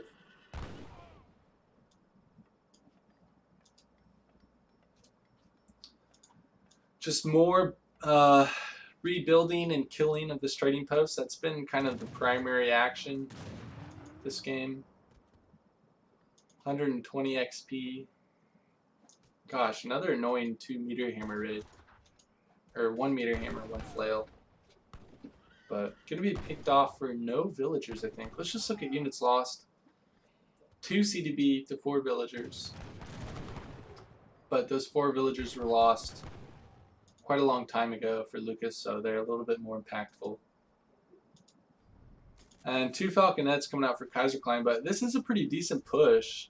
Kaiserklein was using his entire army to pick off 150 coin. And now another really annoying 2 cavalry. For Lucas is playing this nicely. Playing this really well. It's just another annoying raid, but gonna save those units too. 2 cures come out, but another CDB. Look at how well these cures do versus this Chinese cavalry. It's not even a contest. Here's an important engagement though. 2 Falconets coming out for Kaiserklein. It's going to be all about how Lucas decides to deal with this. I haven't really been watching his macro, if he's got something on the way, like Manchus or just more Chinese cav, but Kaiserklein is just continuing to get free shots. It's lagging now. Huh.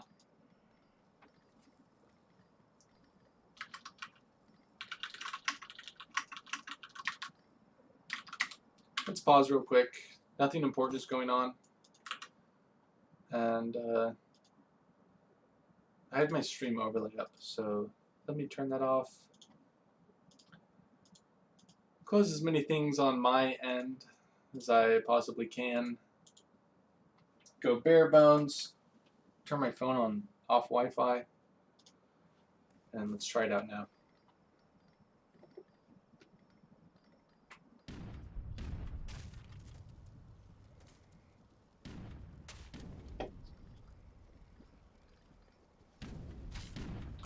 So infantry combat comes out for Lucas, and I think that this means that it's go time. But those Falconets are getting a lot of good shots, and the Cuirassier is coming off to block them nicely. This is gonna go really well for Kaiserklein, I think. A few cav trying to get past there just to get some shots off, but getting picked off right away. Both Falconets are still alive and on the infantry. One goes down now, but yeah, this is going to be a cleanup for Kaiserklein. Even hand cavalry hit points comes in, and looks like we had a momentary lag spike there. My drop frames are 0.0%.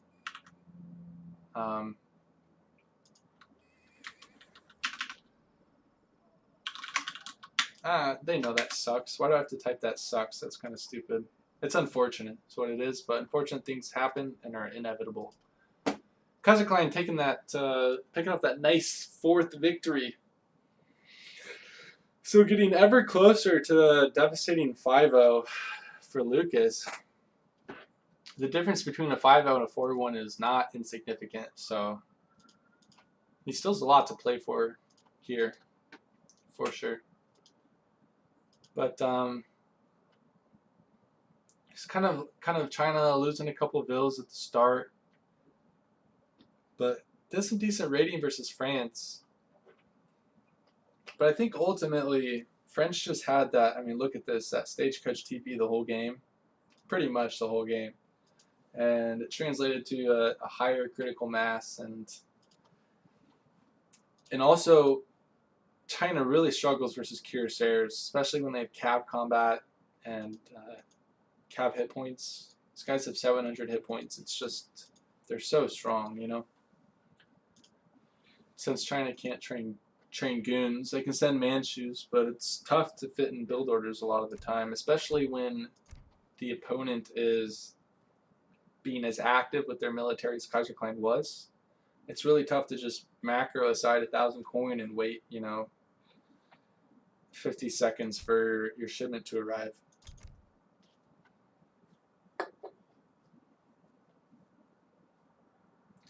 Bering Strait is the final map. It looks like it's going to be Japan versus Germany.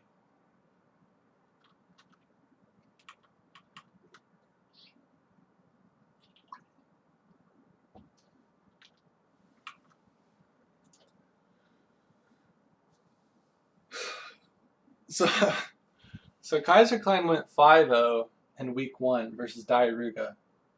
Maybe Diaruga's a little rusty, still a very good player. Super impressive result. 5-0 versus Diaruga. Now he's 4-0 versus Lucas. Can Kaiserklein go 10-0 in the first 2 weeks of the EPL versus Brigadiers? This is that would be impressive. And now we see why he's so often commonly regarded as the #1 player in whatever tournament he enters. He's just never really been able to get it done, though, has he? But showing his stuff here in these Play All 5 series. So it's a wood start. Lucas is choosing to lay down that consulate early. Signifies to me he's going for Port Consulate Kami.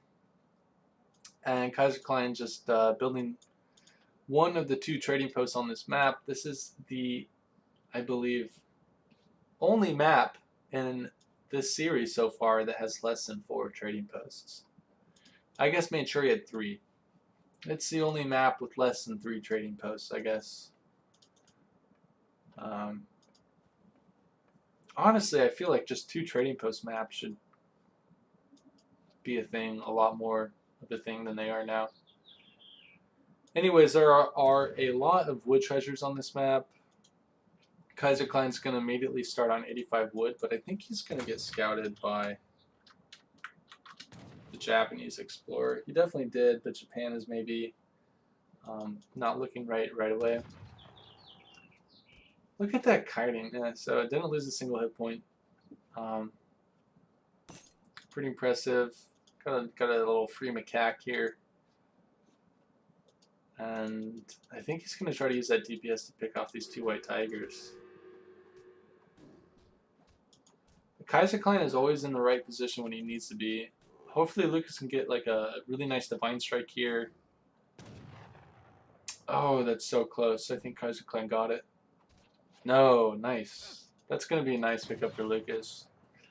And that's got to help. I mean, losing Age 1 super hard could be very tilting as a player and demoralizing. But picking off that 95 wood is going to be good for Lucas. Both objectively, 95 good is good. 95 wood is good. But mentally, I think it's a huge thing.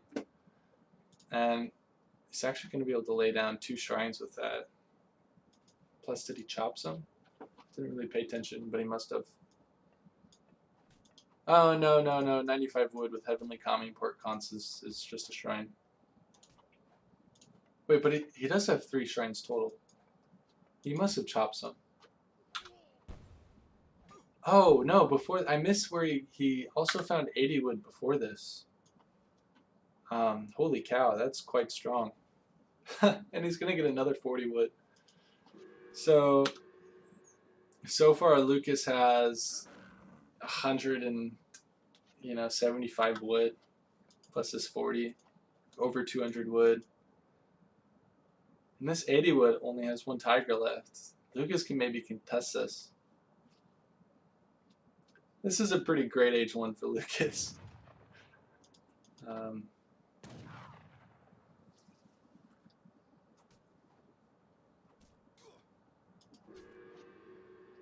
Yeah, so unfortunately Lucas just can't stand here and melee the Explorer, so he's sort of forced to stun this himself if he wants to contest it, but he's going to lose a lot of HP if he does this. So it's kind of a big risk, but all the luck's fallen his way so far, so keep it rolling, guy. Oh, what is he doing? What? I don't know. Oh well. Forward settler wagon for Kaiserklein. This is kind of typical. Tower rush. All right. All right. I think Kaiserklein's feeling pretty good about being up 9-0 so far in the EPL. And wants to give the old tower rush a go. You don't see this in top play very often, but I don't think it's all that bad in this matchup, especially when Japan is going port consulate greedy. However, he's got a really nice age up time for him, I think on account of having 3 shrines in age 1. Plus that nice 120 food discount from the Portuguese consulate on his wonder.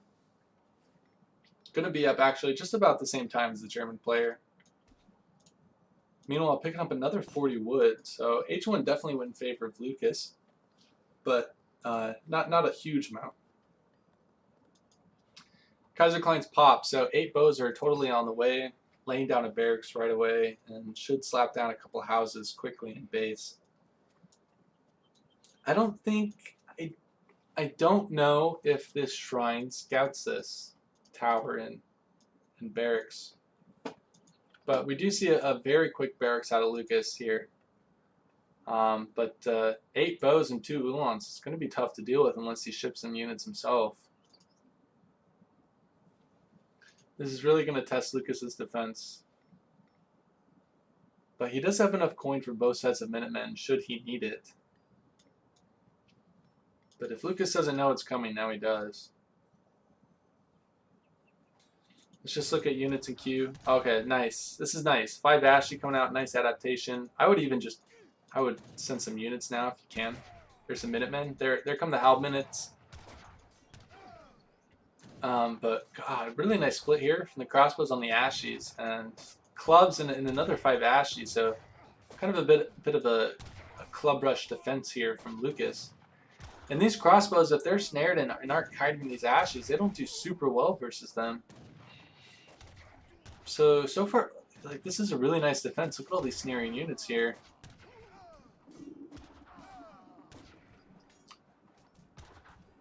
Pretty well defended so far. I mean, recalculated economic populations are even, so Japan hasn't been booming, but I think, late age 2, this should definitely favor Japan. And now 3 settler wagons are being shipped to the tower, just to minimize, I guess, resource walking time, but it just means that it's a lot riskier to lose this forward base here for Kaiserklein. Really nice wall segment as well there. If he gets a batch of 5 crossbows out, it's going to help him kite these Yumis pretty well, which he does. These settler wagons actually have 300 hit points with range resist, so they're pretty good. But the fast musketeer unit is pretty good in the game. It's just faster than its counter for whatever reason. But Kaiserklein is still getting good value out of these crossbows and also with the tower. But another 5 Ashley coming out for Lucas, so just doing a 5 Ashley build and pretty strong when Kaiserklein sort of deletes his army underneath the Minutemen and clubs. Now 5 Yumis coming out. This looks like it should be going pretty well for Lucas. All this siege is going to take out the potential for a unit shipment to pop here at this tower. And now he can much more confidently push this forward base because of that. Yeah, just faster than crossbows. Like, why not? And another barracks being put down by Kaiserklein, but pretty forward. Like, not back in his base or anything, but not one screen away from where the original is. He built a gate here. That's pretty clever. And actually, the Uhlans are trading really well with these Yumis, getting some good DPS. Kaiserklein is now microing 2 different batches of crossbows, but it's hard to do that when Ashes are so fast. And meanwhile, the siege from these clubs, 40 siege attack, gonna pick off this barracks, and now this lone wall segment with a gate looks kind of odd, but I like it. It's aesthetically pleasing. Anyways, the economies are still equal, but Japan is yet to send us a single economy card. Meanwhile, Kaiserklein has sent 3 settler wagons and 700 wood, so I think we'll see 600 wood out of here next from Lucas, or or something similar. I don't know if he's going to go 5 Yumi again. I think that might be a little too all in after you've already done this damage. So 4 villagers comes out. No market for him, so he can't trade resources if he gets a little mismacroed, and he's got no upgrades on his villagers for the time being. But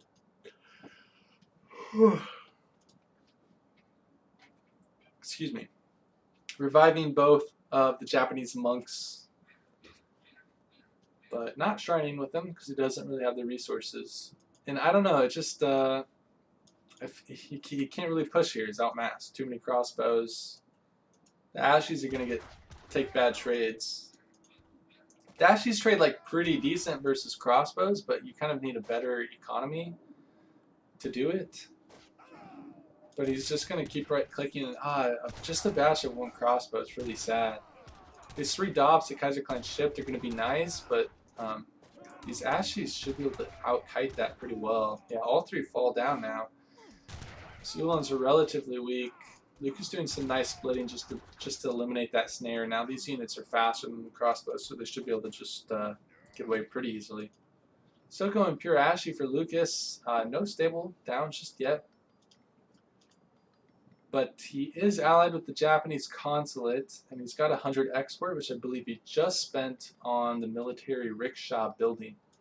So I think that that's going to be the stable for him.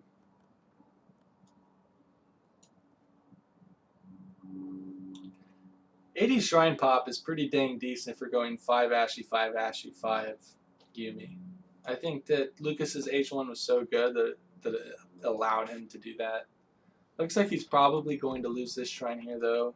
And he's going for a raid, but unfortunately kind of on the wrong side of the map. He should have kind of been raiding, I guess, a little bit more central. And losing a villager back home. Wow, he's actually using the rickshaw to build a barracks and not a stable. I'm not sure how I feel about that. I feel like Ashy Nagi would just win this. But I think he just wants to go like pure Ashy, question mark? I'm not sure. Oh, okay, here comes a nice raid. So Lucas is losing a lot of shrines, but at least he's got some counter pressure here against Kaiserklein.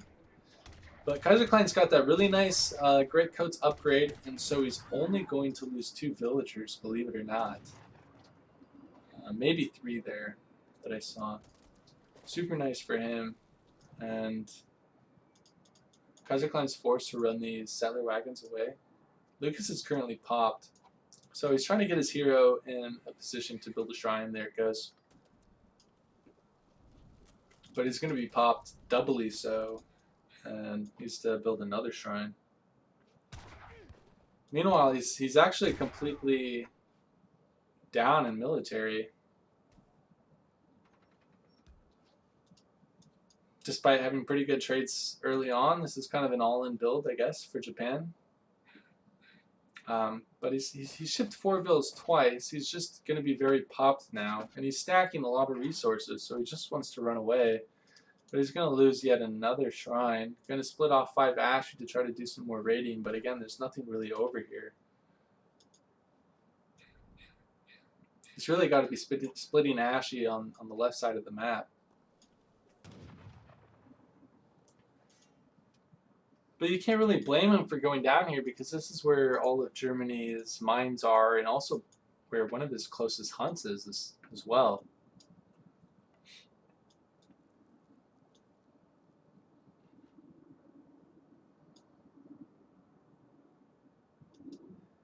More shrines coming down for Lucas, but popped yet again, and he's had to extend out onto a second coin mine. Kaiserklein is actually clicking up right now, so this could be a window for Lucas if he recognizes that. I think once Kaiserklein is in H3, this might get pretty tough. But I have seen Ashy Nagi do quite well versus Fortress Germany composition. And Kaiserklein is, I think, just spotted these Ashies from his town center line of sight, and is going to pick them all off for free. So Lucas trying to raid, but not really getting too much out of it, and Kaiserklein just being really on top of things.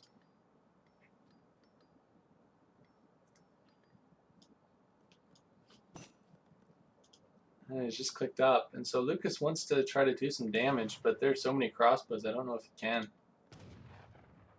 Gonna pick off... No. No, Greatcoats saved that settler wagon. And that one. Greatcoats is good, guys. One goes down. But, I mean, still, they're tanking so hard for all of Japan's military to die, kind of. These pikes should maybe go into cover mode soon, or maybe they just want to snare. And I expect to see War Wagons in queue. Yep, we got Skirm War Wagon. And actually, he teched veteran crossbows before anything else. And you have that hero snaring now, too. Yeah, this is just going to be another cleanup. And I think we might actually spy 5-0 for Kaiserklein. Wow. Doesn't even go up that high. So Kaiserklein is 10-0 in EPL. Someone stop this man, please. I think he's just carrying CMC on his back. We'll take a quick look at EPL standings here, but first a graph. Yeah, I mean, pretty low eco, I guess, right away for the Japanese player, but just couldn't really follow it up. But Kaiserklein was never really taking that bad of a trade, except for the first fight. Crossbows aren't all that bad, I suppose. Especially when you ship 3 settler wagons and 700 wood.